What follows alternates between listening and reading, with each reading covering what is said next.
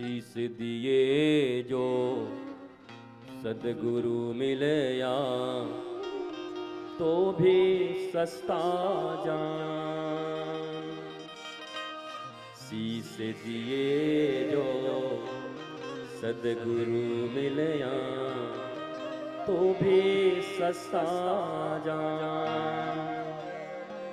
यह तन विष के बेल रे और गुरु अमृत की खान। शीस दिए जो सदगुरु मिलया तो भी सस्ता जान। शीस दिए जो सदगुरु मिलया तो भी सस्ता जान।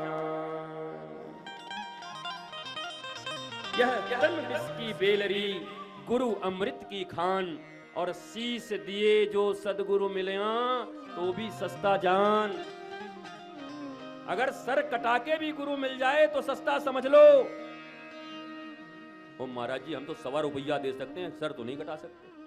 खूब कहोगे तो धोती दे देंगे तुमको ला करके, और ज्यादा कहोगे तो तुम्हें लाके आईना और कंघी दे देंगे तुम्हारी पंडितानी के लिए। तो तुमको हम ये बता दें हमारी पंडितानी है नहीं, हम बाबा जी हैं पूरे, ठीक है, हमको देने की जरूरत नहीं है। अब दूसरी बात, तुम जो दान देते हो उस दान के आईने में तो पंडितानी की आंख भी नहीं आएगी, इतना बड़ा आईना देते हो। कंघी ऐसे देते हो कि मूंछ भी न झड़े, इतना बड़ा। दान के सब सामान ही अलग होते। मैंने दुनिया में देखा है दानों के दुकान बन गए। बोला ये घर में रखने वाला, ये दान वाला। काई बात को दान दे रहे हो भैया, किस लिए?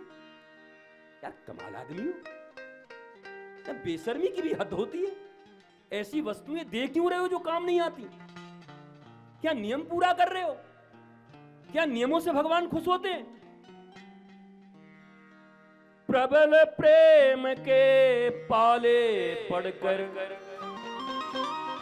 प्रभु को नियम बदलते देखा।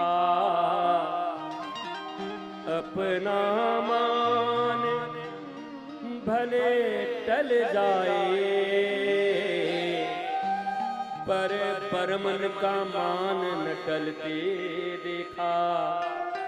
पर भक्त का मान न टलते देखा। प्रबल प्रेम के पाले पड़कर प्रबल प्रेम के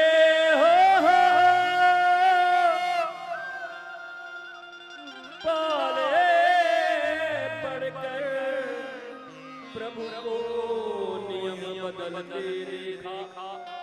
अपना मान भले टल जाए पर भक्त का मान न टलते देखा। मेरे प्यारे मित्रों याद रखना, 1 लाख श्लोक हैं, ऋचाएं हैं वेद में। 1 लाख ऋचाओं में 80,000 हैं कर्मकांड के, 16,000 हैं उपासना के और 4,000 हैं ज्ञान के। 80,000 कर्मकांड में ही जन्म लेते हो और मर जाते हो, उपासना तक नहीं पहुंच पाते, ज्ञान तक तुम क्या खाक पहुंचोगे? तुम्हारी यात्रा अधूरी है। तुम्हारा बच्चा अगर पहले क्लास में ही पढ़ता रहे 20 साल का होकर के तो लोग कहेंगे मंद बुद्धि है। पहले क्लास में ही पढ़ता है बेचारा, पढ़ नहीं पा रहा, मंद बुद्धि है, पागल है। वैसे तुम भी 80,000 कर्म कांडों में उलझे हुए हो, उपासना तक पहुंच नहीं पाते और उपासना से आगे निकलकर ज्ञान तक, नॉलेज तक नहीं पहुंच पाते। इसलिए इतनी पूजाएं करने के बाद भी तुम्हारी हालत ठीक नहीं है। इतना शिव जी के ऊपर जल चढ़ाने के बाद भी तुम्हारे घरों में क्लेश हैं, तुम्हारे शरीर में रोग है, तुम्हें तकलीफ है, पैसों की कमी है, नौकरी नहीं लगती, बच्चों की शादी नहीं हो रही, तुम हैरान हो, परेशान हो, दुखी हो। क्यों? मैं पूछता हूं तुमसे, अगर तुम इतनी पूजाएं कर रहे हो दुखी क्यों हो? तुम इतने भगवान के मंदिर जा रहे हो दुखी क्यों हो? तुम इतना नियम नीति मानते हो दुखी क्यों हो? जवाब चाहिए। अगर जवाब नहीं मिलेगा तो आने वाली पीढ़ी तुमसे नफरत करने लगेगी, बोलेगी मेरी दादी तो बहुत पूजा करती थी पर बेचारी जीवन भर दुखी रह गई। मेरी माँ इतनी पुजेरी थी फिर भी उसका कष्ट कर दूर न हुआ।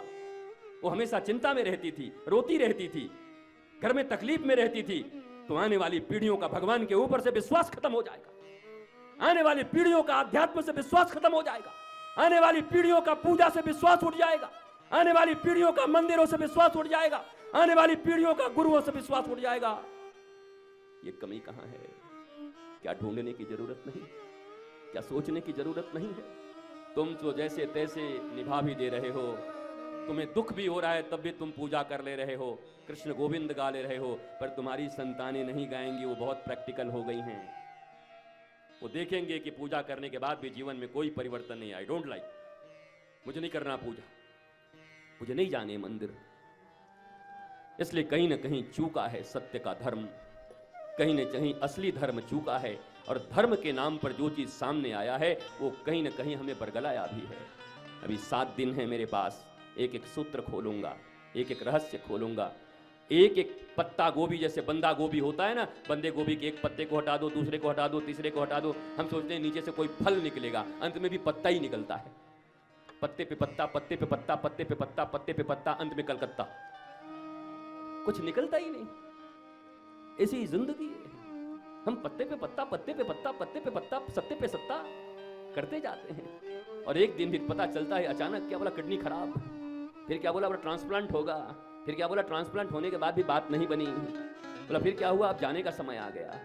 अरे मैंने तो कुछ किया ही नहीं, मैं तो बहुत कुछ सोचता था, ये करूंगा वो करूंगा, जिंदगी दुखी रह गई, मुझे जाने का समय आ गया। हाँ, जाने का समय आ गया, क्योंकि यमराज बता करके नहीं आएगा तुम्हें, यमराज तुमसे टाइम लेकर के नहीं आएगा, वो तुमसे अपॉइंटमेंट नहीं लेगा कि आपके पास समय है क्या, मैं मंगलवार को आना चाहता था आपको ले जाने के लिए। अरे दूल्हा बन के घोड़ी पे बैठा था, वहीं से उठा के ले गया मेरा यमराज। आजकल देखो पार्टियों में लोग नाच रहे, नाचते नाचते गिर जा रहे हैं। और तो और सोचो, चल रही थी रामलीला, कहीं चल रही थी, हनुमान जी का रोल करते करते हार्ट अटैक आ गया, चले गए। बताओ क्या है ये, समय नहीं मिलेगा।